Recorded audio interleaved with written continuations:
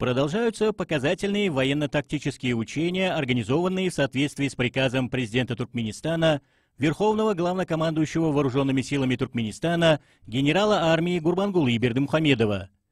В четвертый день маневров в учебных центрах вооруженных сил Дашогуз, Туркменабад, Атамрат, Серхетабад, Мары, Келята, Берекет и Туркменбаши, а также других войск, армейские подразделения выполняли задачи в рамках подготовки к проведению заключительного этапа учений. Четвертый этап мероприятий, организованных в целях проверки боеготовности национальной армии, продолжается координированием действий войск в учебно-тренировочных центрах на территории гарнизонов вооруженных сил. Военнослужащие вооруженных сил, наглядно продемонстрировав высокий уровень военной подготовки, с честью выполнили поставленные перед ними задачи.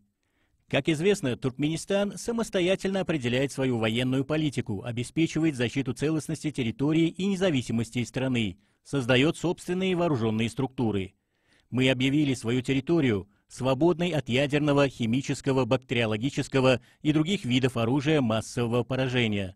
Будучи региональным миротворческим центром, наше государство прилагает все усилия для поддержания безопасности и стабильности в регионе, в соответствии с приказом Верховного главнокомандующего о проведении проверки боеготовности национальной армии, вооруженные силы страны и другие войска поставили перед собой цель на завершающем этапе военно-тактических учений продемонстрировать свое боевое мастерство, подтвердив, что мир родной отчизны и благополучие народа в надежных руках.